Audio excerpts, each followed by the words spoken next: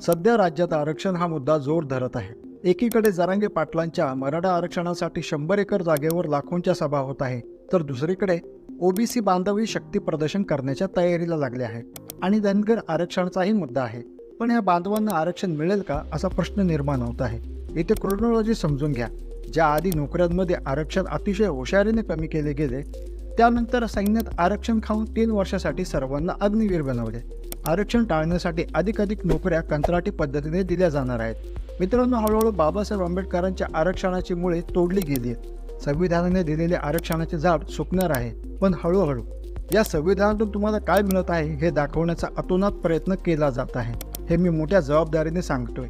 मी तुम्हाला ह्या व्हिडिओच्या माध्यमातून जे काही सांगणार आहे ते कृपया समजून घ्या आणि नीट ऐका, कारण आता राज्यघटना खरोखरच धोक्यात येऊ शकते. व्हिडिओला सुरुवात करण्यापूर्वी एक नम्र विनंती, चॅनलवर नवीन असाल तर चॅनलला सबस्क्राईब करा. आपण सबस्क्राईब केल्याने आम्हाला प्रोत्साहन मिळते. चला व्हिडिओला सुरुवात करूया. नमस्कार मंडळी, मी निलेश. 2013 मध्ये आपल्याला सगळीकडे काही घोषणा सातत्याने ऐकायला येत होत्या. बहुत हुई महंगाई की मार, अब की बार मोदी सरकार. पण जेव्हापासून नरेंद्र मोदी सत्तेत आले तेव्हापासून तुम्ही एकच आवाज सर्वात जास्त ऐकला असेल. तुम्ही विरोधकांना, बहुजन नेत्यांना, पत्रकारांना असे म्हणताना ऐकले असेल की भारतीय जनता पक्षाला संविधान रद्द करायचे आहे, RSSला संविधान रद्द करायचे आहे किंवा मोदी सरकारला राज्यघटना संपवायची आहे. मित्रांनो, या दरम्यानच्या काळात नरेंद्र मोदी सरकारने त्यांना उपयोगी म्हणून बनवलेले कायदे बाहुलीसारखे वापरले आणि सर्वोच्च न्यायालयाचे आदेश झुगारून मनमानी कायदेही केले. उदाहरण म्हणून महाराष्ट्रात होणाऱ्या घडामोडी पाहिल्या तर आपल्याला जाणवेल, सध्या महाराष्ट्रातील मराठा धनगर आरक्षणाचा प्रश्न असो की शिवसेना राष्ट्रवादी काँग्रेस पक्षामधील फूट आणि न्यायालयात होणारी कायद्याची पायमल्ली असो, कंत्राटी नोकर भरती असो किंवा जिल्हा परिषदेच्या शाळा या खाजगी व्यापारी लोकांना दत्तक देणे असो, ह्या सगळ्या गोष्टींचा मूळ गाभा म्हणजे आपल्या देशाची घटना. ती घटना कशी चुकीची आहे हे आपल्या मनावर बिंबवण्याचा अतोनात प्रयत्न सत्ताधारी पक्षाकडून केला. जर संविधानच बदलले तर आरक्षणाचा मुद्दा राहतो पुढे. पंतप्रधान नरेंद्र मोदी यांच्या आर्थिक सल्लागार समितीचे अध्यक्ष विवेक देबरॉय यांनी 2047 मध्ये भारताला कशा राज्यघटनेची गरज आहे याचा विचार करावा लागेल असे उघडपणे म्हटले. पण असे का म्हटले याबाबत शंका आहे. मित्रांनो, संविधान रद्द करण्याची चर्चा सोडा. बाबासाहेबांच्या संपूर्ण आयुष्याच्या कष्टाचा आणि त्याचा वारसा पुसून टाकण्याचा विचार करण्याचे धाडसही कोणात नाही. पण पंतप्रधानाच्या सल्लागाराने एका लेखात हा मुद्दा उचलून धरला की 2047 पर्यंत आपल्याला कशा संविधानाची गरज आहे, त्यावर आपल्याला विचार करावा लागेल. मित्रांनो, समजून घेण्याचा प्रयत्न केला तर तुम्हाला नरेंद्र मोदीच्या भाषणाचा एक भाग सापडेल, ज्यात ते वारंवार सांगतात की त्यांचा अमृतकाळ 1000 वर्ष टिकेल. पण इथे प्रश्न निर्माण होतो की पंतप्रधान मोदींनी असे काही केले आहे का की त्यांना 1000 वर्ष आठवणीत ठेवले जाईल. आता एक प्रश्न असाही पडतो की पंतप्रधान नरेंद्र मोदी असे काय करणार आहेत ज्याची छाप 1000 वर्ष कायम राहील. पंतप्रधान मोदींच्या आर्थिक सल्लागार समितीच्या अध्यक्षाचं संविधान बदलण्याबद्दलचं मत आणि पंतप्रधानांचं 1000 वर्ष आठवणींचं वाक्य हे एकाच नाण्याच्या 2 बाजू तर नाही ना. संविधान रद्द करण्याची चर्चा आणि पंतप्रधानांच्या 1000 वर्षांच्या गोष्टींचा एकमेकांशी काही संबंध आहे का? जर होय असेल तर ते खूप धोकादायक आहे.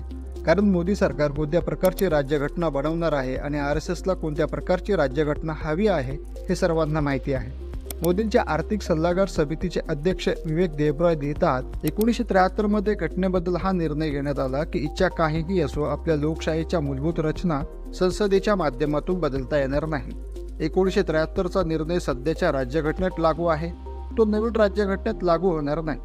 राज्यघटना आपण 1950 मध्ये दत्तक घेतल्यासारखी आहे. आता ती तशी राहिलेली नाही.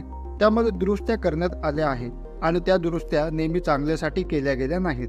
घटनेच्या मूलभूत रचना बदलता येणार नाही आणि जर काही त्यांच्या विरोधात गेले तर न्यायालय त्याचा अर्थ लावेल.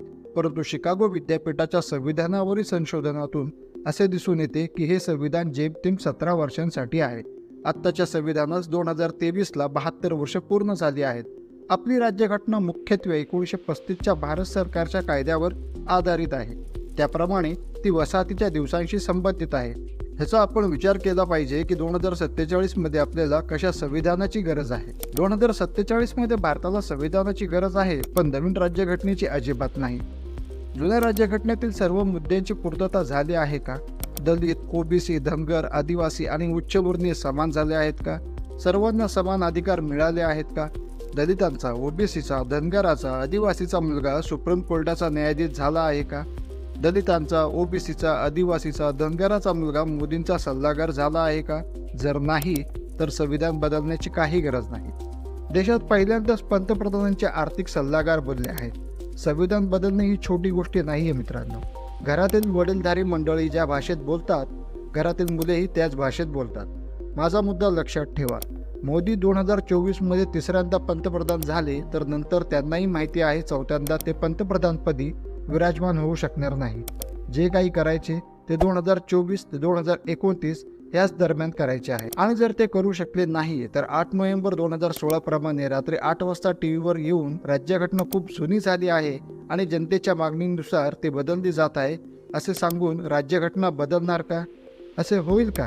अनेक राजकीय पंडितांचा असा अंदाज आहे की असे होऊ शकते. आणि जर असे झाले तर आरक्षणाचा मुद्दा राहतोच कुठे? म्हणून जागरूक राहा. या व्हिडिओबद्दल तुम्हाला काय वाटते आम्हाला कमेंट बॉक्समध्ये नक्की कळवा. व्हिडिओ आवडल्यास व्हिडिओला लाईक करा, व्हिडिओला जास्तीत जास्त शेअर करा.